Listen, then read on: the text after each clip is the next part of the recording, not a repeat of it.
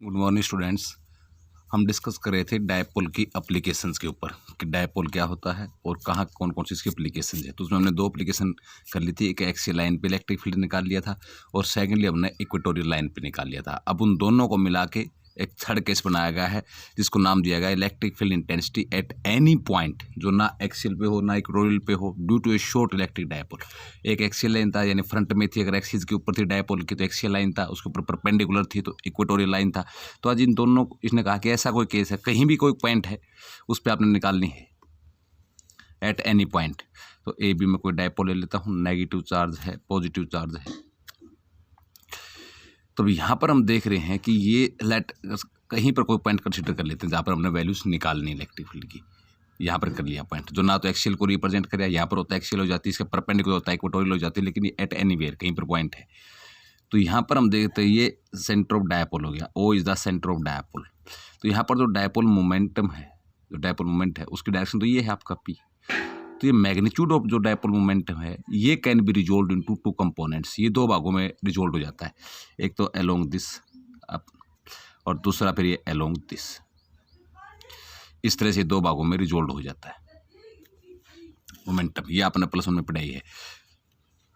तो फिर मैं ये पॉइंट भी इसको यहाँ पर कंसिडर कर लो, तो इसको भी एक डायपोल की तरह जूम कर लो। ये भी एक डायपोल है, इसको थोड़ा सा पीछे बढ़ा लो। इसको आप नाम दे सकते हो A1 B1 है, A2 B2 है, जो भी आप मानना चाहो। तो ये A1 B1 हो जाएगा। लेट अस कंसीडर पॉइंट, ये डायपोल मोमेंट है। Late us consider point P at distance R from the centre of dipoles. इसी तरह से ये भी एक सेंटर की तरह जूम कर लो, सॉरी डायपोल की तरह जूम कर लो। ये भी एक डायपोल की तरह बिहेव करेगा। तो इसको फिर मैं A2 B2 का नाम दे देता हूँ। तो ये थीटा एंगल बनाएगा इसके साथ। अब पॉजिटिव चार्ज यहाँ पर है, पॉजिटिव चार्ज ये है, पॉजिटिव इलेक्ट्रिक डायरेक्शन देखो आप, ये तो इलेक्ट्रिक फील्ड जो डायरेक्शन एक्सियल लाइन में भी हमने देखा था कि late us consider point P. तो ये जो डायरेक्शन थी ये E1 की डायरेक्शन थी। तो इस तरह से इस डायरेक्शन आप दिखाना चाहो तो ये E1 की डायरेक्शन हो जाएगी। सिमिलरली इक्वेटोरियल लाइन में हमने पढ़ा था कि ये कोई डायपोल, एक्सियल लाइन का केस ये था, ये एक्सियल लाइन का केस था, और इक्वेटोरियल लाइन का केस में हमने पढ़ा था कि अगर कोई ये कोई डायपोल आपका तो यहाँ पर कोई पॉइंट पी आपने कंसिडर किया था। तो वो जो इंटेंसिटी थी आपकी, ये इंटेंसिटी दो भागों में रिजोल्व हो रही थी, अलोंग दिस और अलोंग दिस, यानी कि वो परपेंडिकुलर था। तो थोड़ा सा ध्यान से देखो, तो ये जो E2 है आपकी, ये जो E2 है ये इसके ऊपर परपेंडिकुलर हो जाएगी, इसके अलोंग में चली जाएगी। ये इस तरह है तो ये इस तरह है, और ये थोड़ा सा तिरछा अगर आपने कर दिया तो ये तिरछी हो जाएगी। यानी कहने की बात है कि E1 और E2 परपेंडिकुलर है। तो ये जो E2 दिखा रही है आपकी, ये इक्वेटोरियल लाइन को रिप्रेजेंट कर रही है, इस केस को रिप्रेजेंट कर रही है, और ये जो इसके ऊपर परपेंडिकुलर है डायपोल के एक्सिस के ऊपर E2, और ये जो है E1 आपकी ये एक्सियल लाइन को दिखा रही है क्योंकि इसको हमने डायपोल एज्यूम कर रखा है। तो अब इसी तरह से इसको पैरेललोग्राम में बना लो, पैरेललोग्राम का रूप दे लो इस तरह से। तो नेट इंटेंसिटी E आप यहाँ से निकाल लेंगे। तो यहाँ पर थीटा दो भागों में रिजोल्व हो जाता है। तो ध्यान से देखोगे तो डायपोल ये मान लिया ये था, लेट अस कंसीडर पॉइंट पे, अगर आपने एक्सिस के ऊपर पॉइंट पे कंसीडर कर रखा है बिल्कुल in front of axis, dipole की बिल्कुल सीध में पॉइंट पी है तो एक्सियल लाइन की तरह बिहेवियर करता है। तो ये एक्सियल लाइन का केस बन गया। तो जो E1 है आपकी यानी डायपोल मोमेंट रिजोल्व इन टू कंपोनेंट्स, और एक बात का ध्यान रहे यहाँ पर कि दो भागों में टूटा है, तो एक कोस में है दूसरा साइन पे है। तो E की वैल्यू निकालेंगे P पर due to dipole A1 and B1। तो इलेक्ट्रिक फील्ड इंटेंसिटी निकालनी है आपने at point P due to dipole A1 और B1 इस डायपोल के कारण। तो निकाल लो फिर, नेचुरल बात है। E1 बराबर है K इंटू में 2P/R³। अब एलोंग में एंगल बनता है कोस का, एलोंग में कोस का और वर्टिकल में परपेंडिकुलर में साइन का, तो इंटू में कोस थीटा। यानी ये मैं अगर दिखाना चाहूँ तो मैं इसको P कोस थीटा दिखा सकता हूँ, जो आपका मोमेंटम दो भागों में रिजोल्व हो रहा है। और ये अगर मैं दिखाना चाहूँ, मैं यहाँ पर लिख देता हूँ, तो ये आपका P साइन थीटा हो जाएगा। P cos theta P sine theta, वही आप यहाँ पर दिखा सकते हो। तो यहाँ पर कोस थीटा और इसके अलोंग में साइन थीटा। तो अब ये वैल्यू कहाँ से निकाली, तो थोड़ा ध्यान रखो कि एक्सियल लाइन के ऊपर जो वैल्यू निकाल के आए थे एक्सियल लाइन, वो आया था रिजल्ट अपना K इंटू में 2P/R³। मैंने वही लिखा है बिल्कुल एक्सियल लाइन का उठा के, सिर्फ इसका एंगल इसके साथ हमने ले लिया अलोंग में कोस का एंगल, तो इंटू में कोस थीटा, इक्वेशन नंबर 1। यानी एक्सियल लाइन को रिप्रेजेंट किया था, हिंट के तौर पर मैंने लिख दिया।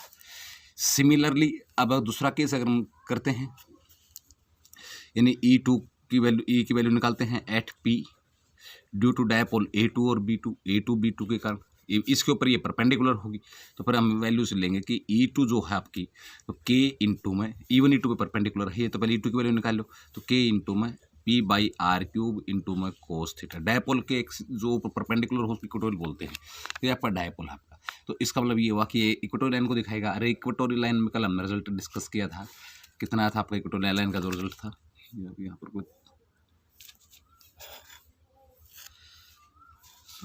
सॉरी, तो इक्वेटोरियल लाइन का जो रिजल्ट आया था हमारा कल हमने वो देखा था, K इंटू में इससे हाफ था, K इंटू में P/R³। तो इक्वेटोरियल लाइन केस में अब इक्वेटोरियल इंटू में इसके साथ एंगल साइन थीटा है, इंटू में sine theta, equation number 2 perpendicular में साइन। तो E1 की वैल्यू एक्स लाइन को रिप्रेजेंट करी है, E2 की वैल्यू इक्वेटोरियल लाइन को रिप्रेजेंट करी है, बट E1 जो आपका परपेंडिकुलर है E2 पे, तो यहाँ पर पैरेललोग्राम लॉ आप लगा दो। तो यूजिंग पैरेललोग्राम लॉ, जो आपका पैरेललोग्राम लॉ है वेक्टर एडिशन का, जो आपने +1 में पढ़ा है, उसको आप लगा दो। तो यहाँ पर जो रिजल्टेंट इंटेंसिटी E है वो आपकी किस बराबर हो जाएगी, E1 कोस, चाहे इसको आप ऐसे कर लो, E1 स्क्वायर प्लस के E2 का स्क्वायर प्लस के 2E1 E2 इंटू में cos theta under the root R बराबर है A की 2 जमा B की 2 जमा 2AB कोस थीटा। हम यहाँ से इसकी वैल्यू निकाल लेंगे, लेकिन ध्यान से देखो E1 E2 पर परपेंडिकुलर तो एंगल बन जाएगा 90 का, तो फिर ये कोस 90 कर देंगे, कोस 90 हो जाएगा 0, तो ये बन जाएगा आपका 0, तो कोस 90 होने का 0। तो यहाँ से resultant intensity is given by E1 का स्क्वायर जमा में E2 का स्क्वायर, इसका मैग्नीट्यूड आप निकाल लो। तो E1 की वैल्यू भी ऊपर आपके पास, E2 की वैल्यू भी है, इसको सोल्व करना है। तो जो कुछ कॉमन उसको मैं बाहर निकाल लेता हूँ, K इंटू में P/R³ आपका कॉमन है, बाकी आप इसको नहीं। तो यहाँ पर आपका बच गया 2 इंटू में कोस थीटा, तो 2 इंटू में कोस थीटा का स्क्वायर प्लस के E2 की वैल्यू K इंटू P/R³ आपका बड़ा स्क्वायर है, तो इंटू में साइन थीटा का स्क्वायर। इक्वेशन बच गई आपकी ये। तो अब हम इसको करेंगे, तो K इंटू P/R³ इंटू में 4 कोस स्क्वायर थीटा प्लस के साइन स्क्वायर थीटा। आप इसको यहाँ पर भी छोड़ सको, नहीं थोड़ा सा अगर आप अरेंज करना चाहो इसको मैथमेटिकली, तो आप ये भी लिख सकते हो इसका K इंटू P/R³ इंटू में 4 कोस के थीटा, इस तरह से लिख लो आप 3 कोस स्क्वायर थीटा प्लस के कोस स्क्वायर थीटा प्लस के साइन स्क्वायर थीटा, ये कर लो। तो ये अब 1 के बराबर हो जाएंगे। तो K इंटू P/R³ इंटू में 3 कोस स्क्वायर थीटा प्लस के 1, आप ऐसे भी दिखा सकते हो। क्लियर। अगर आप डायरेक्शन दिखाना चाहो, इसका स्पेशल केस डायरेक्शन दिखाना चाहो, तो यहाँ पर कोई एंगल आप अल्फा या बीटा मान लो, तो आपने ऐसे डायरेक्शन यानी टेंजेंट बीटा आपने निकालना है। अब टेंजेंट बीटा अगर आप निकालोगे थीटा के सामने परपेंडिकुलर, तो ये परपेंडिकुलर हो गया, तो दिस बाई दिस, ये किसको रिप्रेजेंट कर रहा है, E2 को, ये किसको कर रहा है E1 को, तो E2/E1 यहाँ से हो जाएगा टेंजेंट बीटा का फार्मूला। यानी तो टेंजेंट ऑफ बीटा बराबर है, तो E2 की वैल्यू भी है आपके पास ये रही ऊपर, यानी कितनी है K इंटू P/R³, E2 की वैल्यू देख रहे थे हम, इंटू में साइन थीटा बाई में E1, और E1 की वैल्यू कितनी है आपके पास, K इंटू 2P/R³ इंटू में कोस थीटा।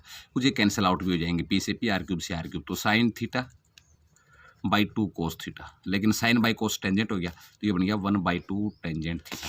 यानी जो टेंजेंट ऑफ बीटा है वो आ जाएगा आपका हाफ टेंजेंट ऑफ थीटा के बराबर। तो ये इसकी डायरेक्शन भी आपकी यहाँ से निकल जाएगी। इसलिए यानी कहने की बात ये है कि ये कोई आपका डायपोल है, तो let us consider point P at anywhere, कहीं पर भी पॉइंट P आपने कंसीडर कर लिया, इसके ऊपर आपने वैल्यूज निकालनी है। तो यहाँ से हमने देख लिया कि जो डायपोल मोमेंट की जो डायरेक्शन है, तो इसका जो मैग्नीट्यूड होगा 2 भागों में रिजोल्व हो जाता है, कोस में और साइन में। तो ये एक्सियल लाइन को रिप्रेजेंट करिए, E1 एक्सियल का केस उठा के रख दिया हमने, एलोंग में एंगल कोस बनेगा, तो इसके साथ कोस थीटा, और ये फिर परपेंडिकुलर है इसके ऊपर, यहाँ पर फिर साइन थीटा, तो E2 साइन थीटा के ऊपर हो जाएगा। तो यहाँ से हमने वैल्यूज निकाल ली कि रिजल्टेंट इंटेंसिटी हमारी कोस 90 0 हो गया। तो आप सीधा लिखते हो कि E बराबर है E1 का स्क्वायर प्लस के E2 का स्क्वायर, दोनों की वैल्यू पुट कर दिया, रिजल्ट आ जाएगा आपका।